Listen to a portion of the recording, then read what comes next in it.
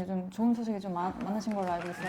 승소를 많이 하셨죠? 뭐 승소할 만한 케이스이기도 하고. 네. 좀 간략하게 알려주세요. 어떤 사건이었는지. 뭐 구체적인 건 얘기 못하고 얘기를 감안해서 들으시면 사실 유사한 사건이 너무나 많기 때문에 고등학생 남녀 2명 학생이 중학교 때부터 사귄 사이였어. 여자친구인 게 주변 학생들 다 알고 있었고, 그래서 몇 년간을 사귀다가 어느 날 이제 둘이서 그 성적 행위를 하게 됐어. 근데 그 행위가 처음은 아니었고 그 전에 이제 사귀면서 신체적 접촉도 있었고 뭐 성관계도 있었고, 그게 소문이 나기 시작한 거예요. 걔네 둘이 뭐 성관계 했다 이런 식으로 소문이 쫙 퍼졌던 거지. 그 문제 때문에 둘이서 막 다투고 해서 헤어지게 됐어요. 헤어지고 한두 달 있다가 갑자기 이제 학폭 신고됐다라는 통지를 받게 된 거예요, 남학생이. 사실 그 차례에서 그 부분이 가장 좀 걸렸어요, 상담할 때부터. 나는 이 친구를 믿지만 실체적 진실이라는 게 꼭 다 형사에서 다 밝힐 수 있는 건 아니니까. 그래서 어쨌든 그래 너가 억울해 보인다, 한번 진행해보자 라고 해서 진행을 했고, 남녀 학생이 서로 사귀다가 뭐 꼭 성관계뿐만이 아니더라도 그냥 서로 터치하고 뭐 신체 접촉이 있는 사건, 이런 사건도 헤어지고 난 다음에 갑자기 학폭 신고를 받거나 이런 경우가 사실 많아서. 근데 물론 모든 것이 전부 다 무죄란 건 아니야.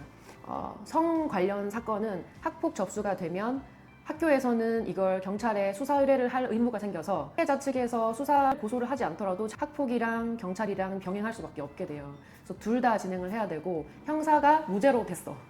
그런데 지금 학폭도 진행 중이고 민사도 진행 중이거든요. 그래서 나머지 사건을 이제 마무리해야 되는 그런 상황인 거죠. 근데 형사가 무혐의면 사실 의미 없다고 봐도 되지 않아요? 좋은 결과가 날 거라고 생각을 해요. 그런데 그건 좀 특수성이 있는 게, 제가 늘 말씀드렸다시피 학교폭력의 범위는 일반 형사사건의 범위보다 더 커요. 그래서 형사가 안 되더라도 학폭으로 되는 경우가 있단 말이야. 일반적으로 말씀드리면 형사에서 무죄 받았다고 해서 반드시 학폭도 학교폭력 아닌 걸로 결정난다 이렇게는 말할 수 없는데, 성폭력은 좀 달라요. 학폭에서 성범죄 사건을 다룰 때 유의해야 될 점은 그게 아니고 사실 시기야, 시기. 왜냐면 학폭으로 진행이 되면 보통 형사 결론보다 학폭 결론이 먼저 나오거든요. 그러면 경찰 조사에서는 어떤 준비를 사실 해야 되는 거예요?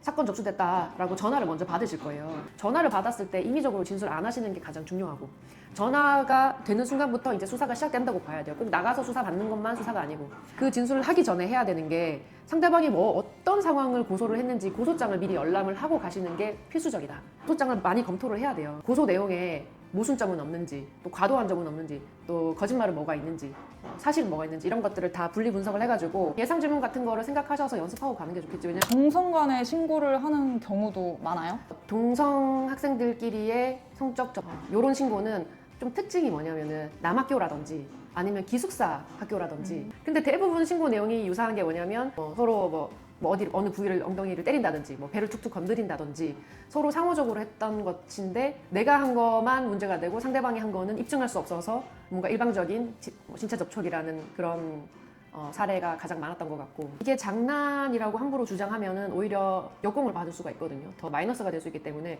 그 주장은 좀 철저하게 자기 검열을 해봐야 된다. 뭐 가해자 입장에서 말씀드리면 억울한 경우가 있을 수 있죠. 서로가 장난친 건데 왜 내가 일방적으로 했다고 얘기하냐.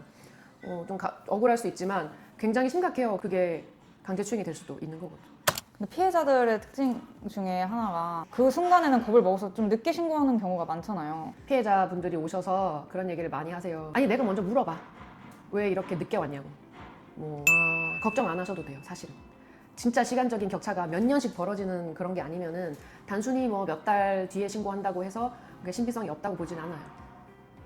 오히려 증거가 없는 게 문제지. 이제 유불리한 점을 말씀을 드리고, 그래도 신고를 하실 건지, 그러니까 우리가 무고가 되지 않는 선에서 정리를 해드려야 되거든. 변호사 입장에서 사실관계 자체는 있었다는 거에 대한 최소한의 정황 증거라도 있어야 돼. 최근 들어 급부상하고 있는 유형이 있는데, 요즘에는 직접 만지는 게 아니고 촬영을 하는 게 있어요. 그래서 핸드폰이라는 굉장히 우리 위험한 물건이죠.